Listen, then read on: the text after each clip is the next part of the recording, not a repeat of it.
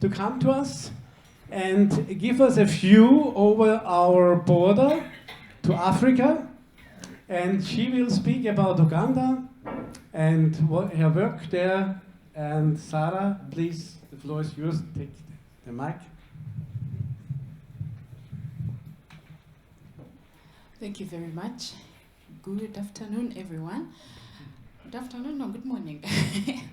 I'm a little bit ahead. I'm going to just share with you a farmer's practice down in Uganda. Okay, we've heard a lot about hedges, and I think everybody knows, very important. But for us in Uganda, what do they mean for an ordinary farmer? I'm sure you've heard Brian speaking in the morning, so I'm going to just build up on that. Okay, okay, good. My topic is conservation agriculture, and it's basically 3 principles: minimum tillage, crop rotations, and a crop cover. 3 really basic things.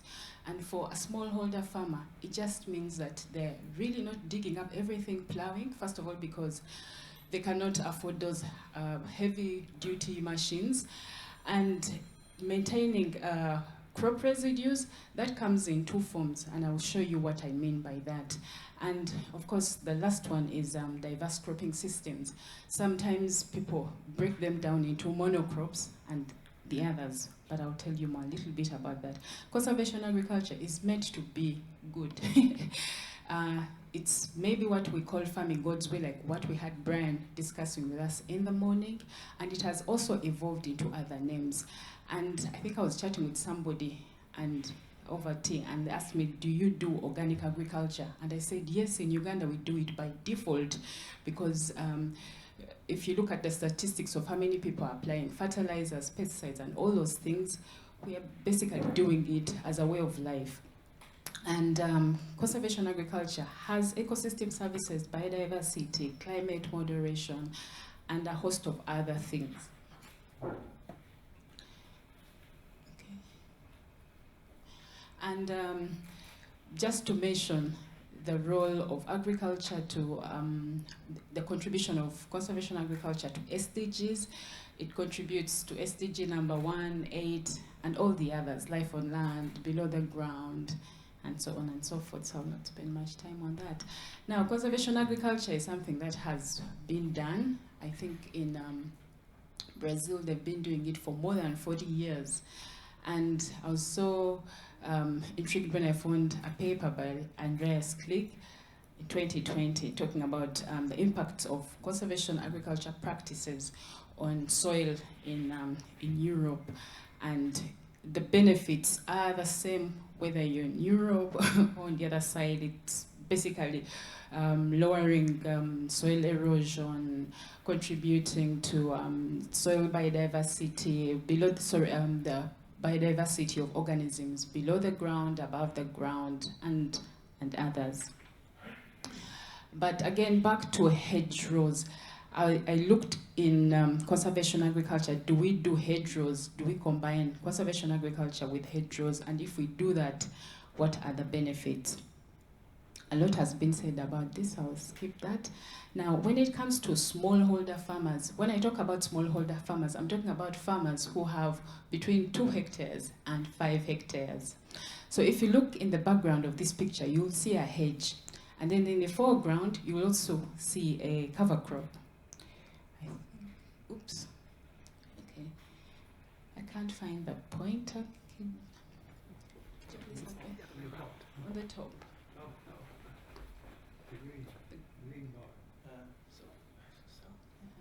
Yes, thanks very much. Yeah, good. If you look in the background, you will see layers of a hedge. You have the tall trees and then the short ones, and then in the foreground you have a cover crop. We have 2 types of cover crops. There are those that provide feed for the animals, but also there are those that we use to feed ourselves. There are those that we use to feed the ground, and also provide a sort of environment for the animals that we need on our farm, and I'll explain that in a short while. But we know it from literature that cover crops, lower evapotranspiration, and they also help with soil water storage.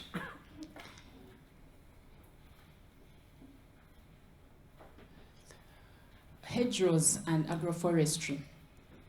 I talked about multi-purpose hedges, multi-purpose trees. In our context, we are talking of fuel. We're talking about timber. We're talking about fruit trees. We are talking about shelter. We're talking about fodder. So for us, it's a host of benefits that we get from hedgerows. So that is why we talk about hedgerows and agroforestry. And if you look in this picture also, you can see one made of pawpaw trees, and that is pawpaws. Everybody knows papaya. But then in the foreground, just after that, you'll find a maize garden. And then in front of that, you have vegetables. So everything just depending on one hedge on the side.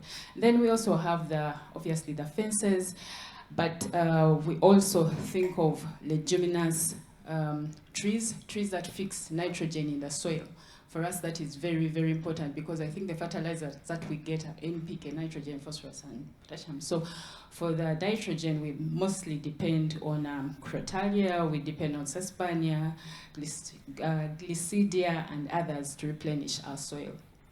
That is what a farmer would use because these grow very fast, at least in less than a year. A farmer is able to harvest timber. A farmer is able to harvest, if it's fruits like papaya, they can easily get their fruits and sell those.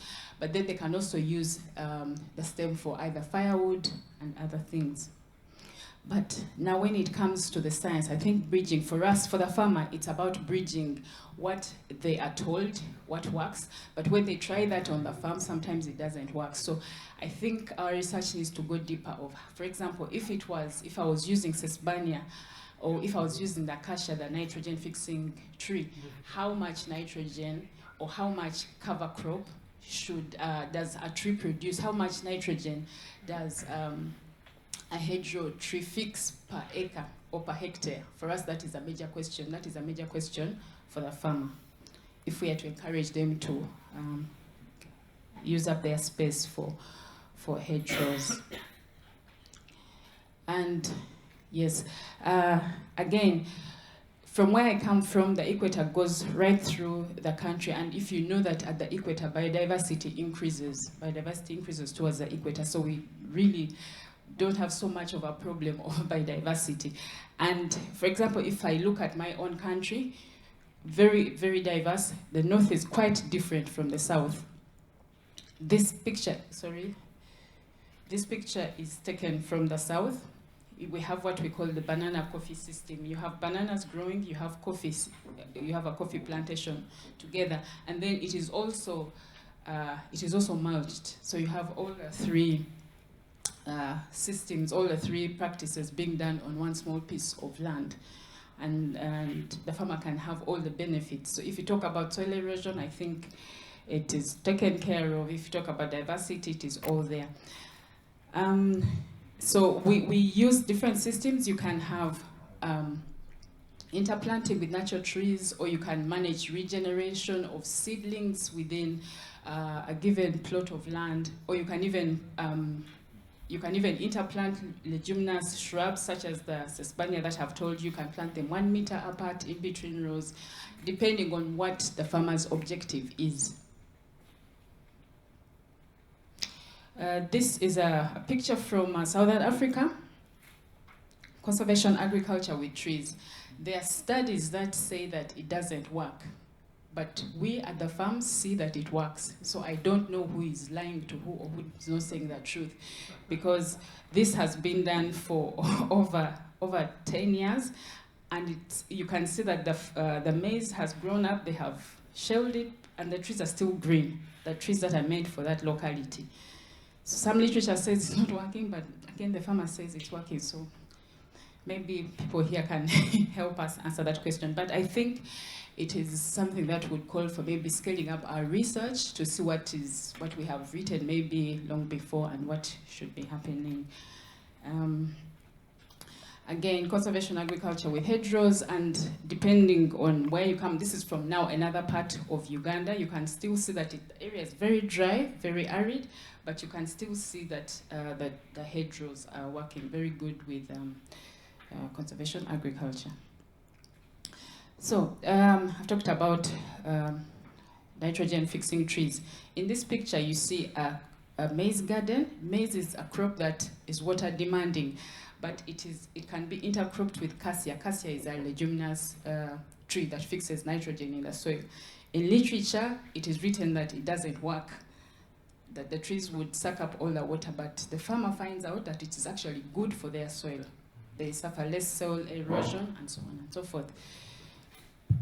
And because cassia is a very fast-growing tree, I have used it and I know it works. So. Again, there's some literature that I came across on hedges fixing nitrogen in the soil. This was done in Zambia and in 2013.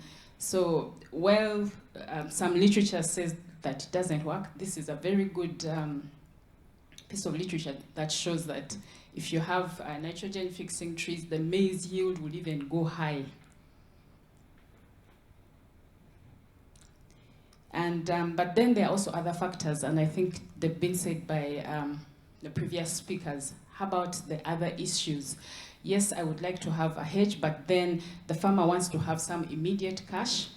And if we are to tell them to meet our other needs of climate regulation, yes, they're already having that, but then the cost, the issue with long-term approaches versus short-term, immediate monetary aspects. That is something very important. And then other agronomic practices, the organic agriculture, agroecology, conservation agriculture, all those require some time before you can see the evidence. If I start practicing conservation agriculture right now, it will take me at least 4 or 6 seasons before I can see the results, because the natural manure takes some time to show the visible results. So for some farmers, it doesn't go very well. And the next step for us, from where I come from, is digitalizing our information. For example, the current soil map of Uganda that we use is from 1967. Some they have started updating them, but these are still on a very low scale. They need to be improved with higher resolutions, and this is a government-to-government project. So, and I think farmers are not going to wait before governments can agree, but it's something that can be taken up. So that is just a little experience from Uganda. Thank you for listening to me.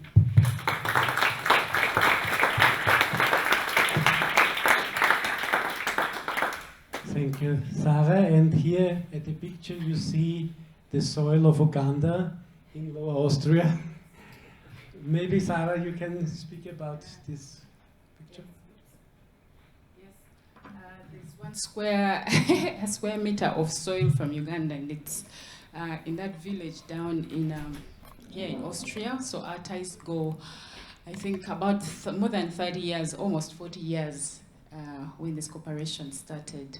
When the manifesto, I think, for Uganda was drawn right here in Austria, and I think we can borrow on those good relationships. Yes. That's an interesting story, no? Because people with refugees living here, no?